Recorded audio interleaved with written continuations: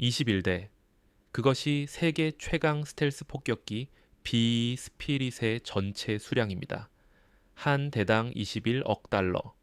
냉전 이후 예산 삭감으로 계획 대비 6분의 1만 생산됐습니다. 억제력이 되기엔 너무 적었습니다. 이제 미국은 다른 도박을 겁니다. B-21 레이더 최소 100태. 스텔스를 희소하게 만들 것이 아니라 양산할 수 있는 무기로 만들겠다는 선언입니다.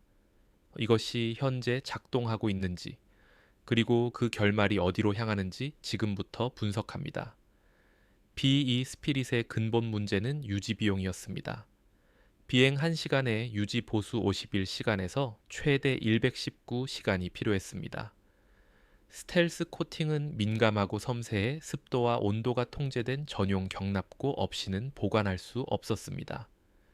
경납고 하나에만 500만 달러가 들었습니다. 결국 B는 냉전이 끝난 세계에서 날 수 없는 폭격기가 됐습니다. B는 냉전 시대 소련 방공망 돌파를 위해 설계됐습니다. 레이더 반사 면적을 2.1제곱미터 수준으로 줄이는 데 성공했지만 그 스텔스 코팅은 철 분말이 혼합된 특수 도료를 반복 도포하는 방식이었습니다. 도료는 비행할수록 마모되고 벗겨졌습니다. 매 임무 후 코팅 복원 작업이 필수였고 이것이 경납고 여왕이라는 오명의 근원이었습니다. B-21의 첫 번째 혁신은 스텔스 소재 자체의 변화입니다. 기체 외피 복합자의 안에 레이더 흡수 소재가 직접 내장됩니다. 칠하는 것이 아니라 만드는 것입니다. 더 내구성이 높고 전용 경납고 없이도 운용이 가능합니다. 이것이 태평양 전진 기지의 대규모 배치를 가능하게 하는 핵심입니다. B-21의 스텔스는 레이더만을 대상으로 하지 않습니다. 엔진 흡기구는 S덕트 형상으로 설계해 레이더가 압축기 펜 블레이드를 볼 수 없게 차폐했습니다. 배기구와 열교황이 설계는 적외선 특성을 최소화합니다. 레이더, 적외선, 음향, 전자신호 전 영역의 다중 스펙트럼 스텔스입니다. 적의 어떤 센서도 단독으로 B-21을 잡을 수 없게 설계됐습니다. 기체가 작아졌음에도 스텔스 성능이 높아진 비밀은 비행 컴퓨터와 센서 융합에 있습니다. B-21은 개방형 모듈 시스템 아키텍처를 채택했습니다. 소프트웨어 업그레이드가 하드웨어 교체 없이 가능하고 새로운 무기와 센서를 끊임없이 통합할 수 있습니다. B2의 1980년대 컴퓨터를 업그레이드 하려면 수년이 걸렸지만 B-21은 몇 달이면 됩니다. 디지털 트윈 기술이 설계 단계부터 적용됐습니다. 물리적 기체를 조립하기 전에 가상 공간에서 모든 부품을 시뮬레이션하고 문제를 수정합니다. 소프트웨어 인증 시간이 기존 대비 50% 단축됐습니다.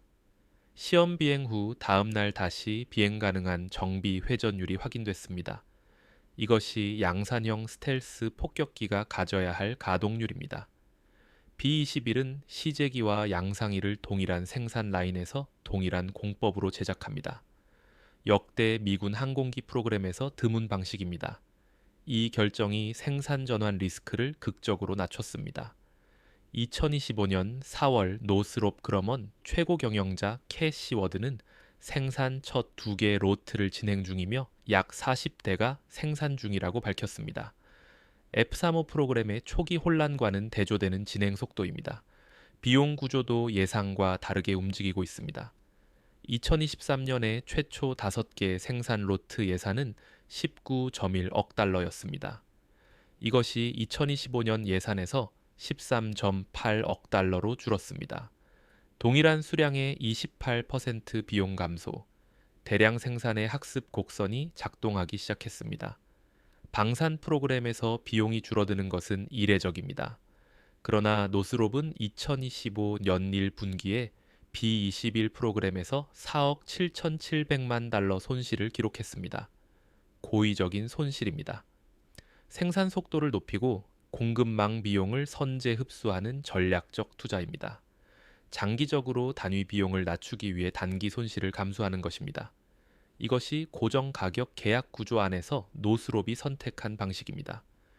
B-21의 전략적 근거는 단순합니다. 100대면 동시에 복수의 목표를 타격할 수 있습니다.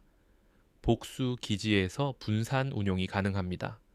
하나를 잃어도 억제력이 무너지지 않습니다. 20대였던 B2 스피릿과 구조적으로 다른 억제력입니다. 희소성이 아닌 복원력이 억제의 근거가 됩니다. 중국은 H-20 스텔스 폭격기를 개발 중입니다. 아직 실물이 공개되지 않았으며 B-21보다 수년 이상 뒤처져 있습니다. 러시아의 팍 DA 프로그램도 시제기 확인조차 안 된 상태입니다. 현재로서 B-21은 유일하게 실전 배치 가능한 차세대 스텔스 전략 폭격기입니다. 이 선행 우위가 얼마나 지속될지가 핵심 변수입니다. 그러나 위협도 진화하고 있습니다. 중국의 JY-27A 레이더는 VHF 대역 저주파 레이더로 스텔스 항공기의 공진 효과를 이용해 탐지를 시도합니다. 러시아의 네보엠도 다중 주파수 대역을 통합해 스텔스 플랫폼 탐지를 목표로 합니다. 두 시스템 모두 실전 효과는 검증되지 않았습니다.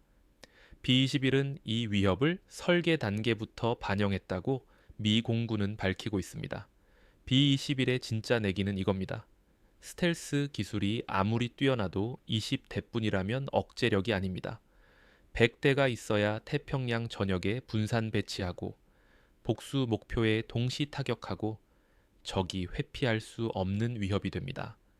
스텔스의 가치는 기술이 아니라 숫자에서 나옵니다. 한국에게 B-21은 직접적인 안보 변수입니다. B-21은 인도태평양 사령부 작전을 위해 명시적으로 설계됐습니다. 앤더슨 공군 기지 괌, 배치 시 한반도까지 무급유 도달이 가능합니다. 한반도 주변 미군 전략 타격 역량의 질적 변화를 의미합니다. 한국은 KF-21 보라매로 자체 스텔스 역량을 구축 중입니다. 그러나 KF-21은 5.5세대로 완전한 내부 무장창이 없는 초기 구성입니다. 미국의 B-21 전략이 스텔스를 양산의 문제로 재정의하는 시점에 한국도 스텔스 도입과 개발의 속도를 재검토해야 할 시점입니다. 스텔스를 대량 생산한다는 것은 역설입니다. 스텔스는 은밀함에서 힘이 나오는데 100대가 존재한다는 사실 자체가 이미 존재를 선언합니다. 그러나 20대의 은밀한 폭격기보다 100대에 존재하는 폭격기가 더 강력한 억제력을 만든다는 것이 미국의 판단입니다. 가장 훌륭한 무기는 사용하지 않아도 되는 무기입니다. 그러나 사용하지 않아도 되기 위해서는 충분한 수가 있어야 합니다. B-21은 스텔스가 더 이상 비밀 병기가 아닌 양산 가능한 전략 자산이 될 수 있는지에 대한 답을 구하는 거대한 실험입니다. 보이지 않는 폭격기를 충분히 많이 만들 수 있다면 그 순간 억제력이 완성됩니다. 그것이 B-21 도박의 핵심입니다. 그리고 지금 팜데일의 공장에서 그 답이 조립되고 있습니다.